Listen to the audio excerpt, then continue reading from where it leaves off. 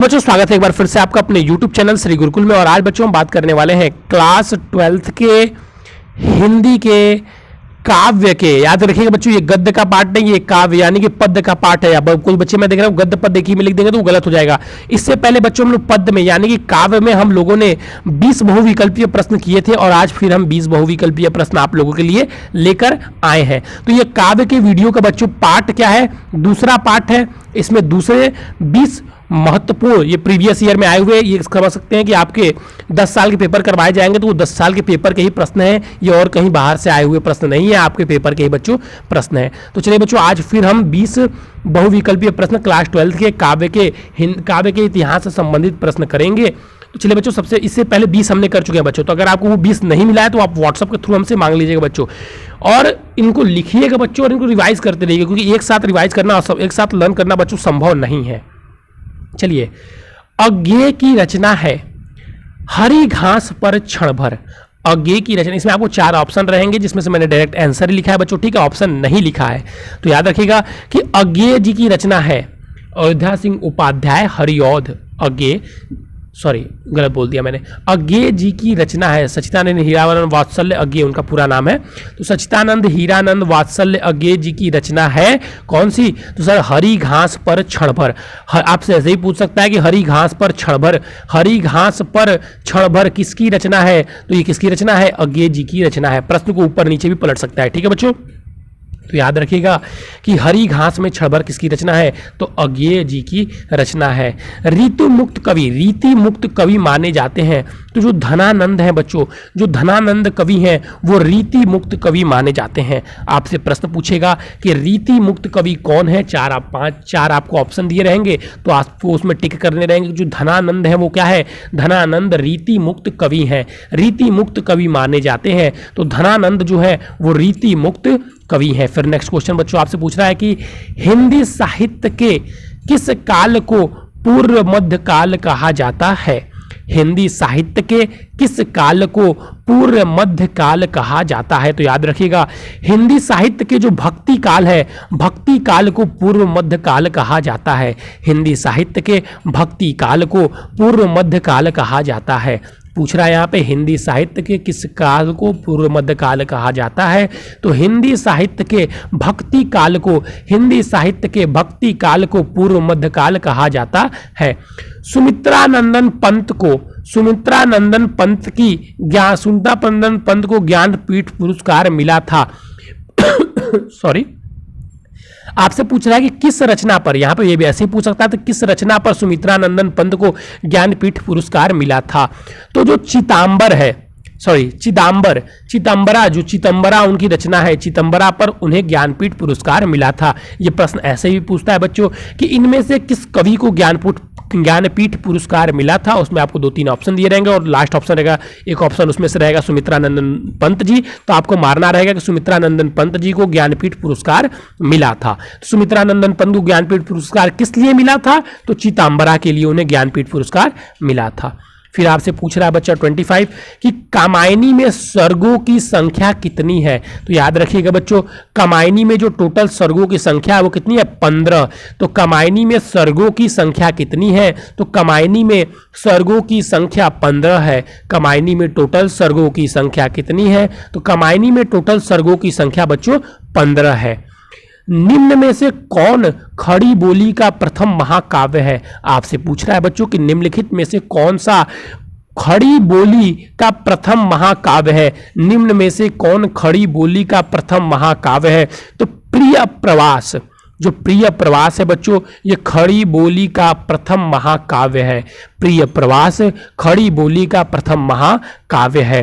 पूछ रहा है आपसे कि हिंदी में कौन सी खड़ी बोली का प्रथम महाकाव्य है, तो प्रिय प्रवास। याद रखिएगा यहाँ बोल रहा है खड़ी प्रथम महाकाव्य बोला है, याद रखिएगा क्या बोला है, प्रथम महाकाव्य खड़ी बोली का। और ये भी याद रखिएगा खड़ी बोली का प्रथम महाकाव्य बोला है तो वो कौन सा है, प्रिय प्रवास है, वो प्रिय प्रवास है।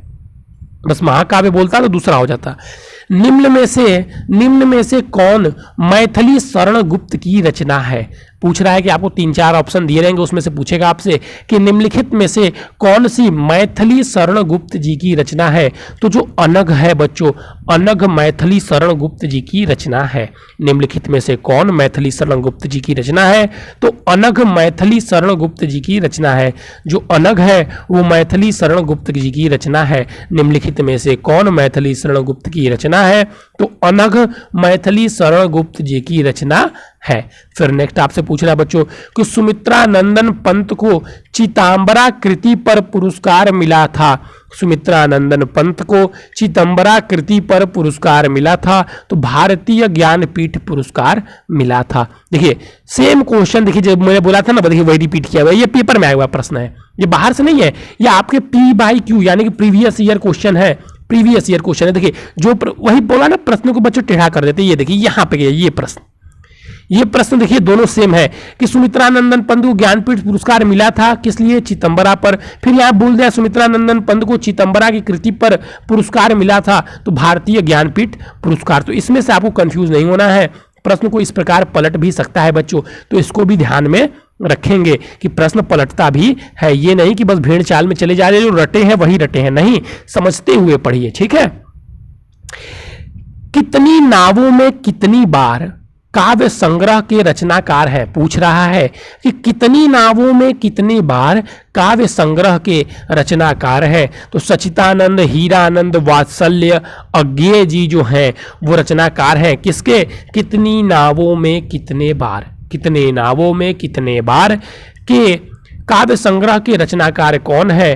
तो सचितानंद, हीरानंद, वात्सल्य, अज्ञेय जी इसके रचनाकार हैं। फिर पूछ रहा है गीत संकलन परिजात किसकी कृति है? गीत संकलन परिजात किसकी कृति है? तो इसका उत्तर है बच्चों अयोध्या सिंह उपाध्याय हरिऔध। जो गति गीत संकलन परिजात है उसके लेखक कौन है, किसकी कृति है? तो वो अयोध्या सिंह उपाध्याय हरिऔध जी की कृति है। किसकी कृति है बच्चों? तो सर अयोध्या सिंह उपाध्याय हरिऔध जी की कृति है। बहुत बढ़िया बच्चों, चलिए और हम आज के और 10 देख लेते हैं, टोटल आज भी हम 20 करेंगे। तो पूछ रहा है निम्न में से मैथिली शरण गुप्त का पहला काव्य संग्रह है। क्या पूछ रहा है कि निम्नलिखित में से मैथिली शरण गुप्त का पहला काव्य संग्रह है? तो भरत भारती मैथिली शरण गुप्त जी का पहला काव्य संग्रह है। आपसे पूछ रहा है कि निम्न में से कौन सा मैथिली शरण गुप्त जी का पहला काव्य संग्रह है? तो भरत भारती मैथिली शरण गुप्त जी का पहला काव्य संग्रह है। भरत भारती मैथिली शरण गुप्त जी का पहला काव्य संग्रह है। निम्न में से जयशंकर प्रसाद की काव्य कृति है। पूछ रहा है कि निम्नलिखित में से कौन जयशंकर प्रसाद जी की काव्य कृति है? निम्नलिखित में से कौन जयशंकर प्रसाद जी की, निम्नलिखित में से कौन जयशंकर प्रसाद जी की काव्य कृति है? निम्नलिखित में से कौन जयशंकर प्रसाद जी की काव्य कृति है? तो जो चित्रधार है वो जयशंकर प्रसाद जी की काव्य कृति है। चित्रधारा जयशंकर प्रसाद जी की काव्य कृति है। चित्रधारा किसकी कृति है? तो चित्रधारा जयशंकर प्रसाद जी की काव्य कृति है। बहुत बढ़िया बच्चों। फिर आपसे पूछ रहा है कि सुमित्रा नंदन पंत को साहित्य अकादमी पुरस्कार किस कृति पर मिला था? पूछ रहा है कि सुमित्रा नंदन पंत को साहित्य अकादमी पुरस्कार किस कृति पर मिला था? तो सुमित्रा नंदन पंत को साहित्य अकादमी पुरस्कार काला और बूढ़ा चांद पर मिला था। सुमित्रा नंदन पंत को साहित्य अकादमी पुरस्कार किस कृति पर मिला था? तो सुमित्रा नंदन पंत को साहित्य अकादमी पुरस्कार काला और बूढ़ा चांद पर मिला था। साहित्य अकादमी का पुरस्कार किस कृति पर मिला था? तो सर काला और बूढ़ा चांद पर मिला था। फिर अगर आपसे बात की जाए कि सचितानंद, हीरानंद, वात्सल्य, अज्ञेय के संपादक में कुल कितने सप्तक प्रकाशित हुए? सचितानंद, हीरानंद, वात्सल्य के संपादन में कुल कितने सप्तक प्रकाशित हुए? तो टोटल देखिए 4 सप्तक प्रकाशित हुए। ये प्रश्न बहुत ही संदेहहीन है, आप बहुत परेशान रहेंगे इसको खोजने में, संदेह से भरा हुआ है। लेकिन सभी जगह यूट्यूब, गूगल, कॉपी, बुक, किताब, गाइड सब जगह खोज के हमें मिला कि इसके 4 जो टोटल है वो सप्तक है। कहीं आपको 3 तो कहीं 2 तो कहीं 4 देखने को मिलेंगे, लेकिन जो राइट है बच्चा वो क्या है? 4 4 है, तो उसके टोटल क्या है, 4 सप्तक है। रीति काल की प्रमुख विशेषता क्या है? रीति काल की प्रमुख विशेषता आपसे पूछ रहा है कि क्या है, तो मुक्तक काव्य की रचना रीति काल की प्रमुख विशेषता है बच्चों, मुक्तक काव्य की रचना। रीति काल की जो प्रमुख विशेषता है वो क्या है, मुक्तक काव्यों की रचना, ये रीति काल की प्रमुख विशेषता है। फिर आपसे पूछ रहा है कि कौन सी रचना रामधारी सिंह दिनकर की नहीं है? रामधारी सिंह दिनकर की कौन सी रचना नहीं है, तो रश्मिरथी, हुंकार और रेणुका, ये जो तीनों रचनाएं हैं बच्चों, ये रामधारी सिंह दिनकर की है। लेकिन चित्रधार जो हम लोग देख के आ रहे हैं, ये किसकी रचना है, तो सुमित्रानंद चित्रधार उनकी रचना नहीं है, चित्रधार इनकी रचना नहीं है, रामधारी सिंह दिनकर की रचना नहीं है चित्रधार। अब पूछ रहा है यमा किसकी रचना है? देखिए बहुत बार यमा पूछा गया है, तो यमा और वर्मा, देखिए नाम मैच कर रहा है, ठीक है, तो याद रखेंगे कि यमा महादेवी वर्मा की रचना है। यमा वर्मा, तो यमा किसकी रचना है, तो यमा महादेवी वर्मा जी की रचना है। यमा किसकी रचना है, तो यमा महादेवी वर्मा जी की रचना है। हिंदी साहित्य के आदि काल के लिए चारण काल नाम दिया है। हिंदी साहित्य के आदि काल के लिए चारण काल नाम दिया है, किसने दिया है, तो डॉक्टर राम कुमार वर्मा जी ने हिंदी साहित्य के आदि काल को चारण काल नाम दिया है। हिंदी साहित्य के आदि काल को चारण काल नाम दिया है डॉक्टर राम कुमार वर्मा जी ने। डॉक्टर राम कुमार वर्मा जी ने हिंदी साहित्य के आदि काल को चारण काल नाम दिया है। बहुत बढ़िया बच्चों।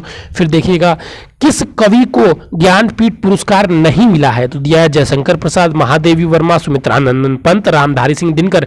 तो याद रखिएगा इन तीनों लोगों को ज्ञानपीठ पुरस्कार मिला है, लेकिन जयशंकर प्रसाद जी को ज्ञानपीठ पुरस्कार, भारतीय ज्ञानपीठ पुरस्कार नहीं मिला है। किसको नहीं मिला है, तो जयशंकर प्रसाद जी को भारतीय ज्ञानपीठ पुरस्कार नहीं मिला है, लेकिन महादेवी वर्मा, इसको भी लिख लीजिएगा, महादेवी वर्मा, सुमित्रानंदन पंत और रामधारी सिंह दिनकर जी को ज्ञानपीठ पुरस्कार मिला चुका है। फिर आपसे पूछ रहा है बच्चों कि सुमित्रानंदन पंत की रचना,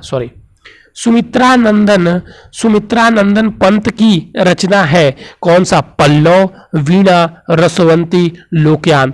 तो जो रसवंती रचना है बच्चों, रसवंती, ये सुमित्रानंदन पंत जी की रचना है। रसवंती किसकी रचना है, तो रसवंती सुमित्रानंदन पंत जी की रचना है। ठीक है बच्चों, तो देखिए आज के ये थे आपके 20 महत्वपूर्ण हिंदी काव्य में आने वाले बहुविकल्पीय प्रश्न। और बच्चों टोटल 20 + 20 हो गए 40, टोटल 40 बहुविकल्पीय प्रश्न आपको काव्य के करवाए जा चुके हैं। और गद्य के बच्चों पहले ही 20 + 20 करवाए जा चुके हैं, गद्य के 2 आ चुके हैं, तो 40 आपको गद्य के भी करवाए जा चुके हैं। तो बच्चों इनको एक कॉपी, स्पेशल कॉपी बनाकर इनको लिखना बच्चों प्रारंभ करिए। अगर आप इनको डेली रिवीजन नहीं करेंगे, डेली 5 मिनट बस दीजिए, बार बार रिवाइज कीजिए, तभी आपके दिमाग में पूरा स्टोर रह पाएगा। नहीं तो फिर बच्चों आपको आगे चलकर परेशानी होगी। ठीक है बच्चों। दूसरी बात, अगर आप बच्चे हमारे इस चैनल पर नए जुड़े हैं तो मैं आपको बता देना चाहूंगा कि हमारे इस चैनल पर यूपी बोर्ड क्लास 10th और 12th की तैयारी बिल्कुल फ्री में कराई जाती है।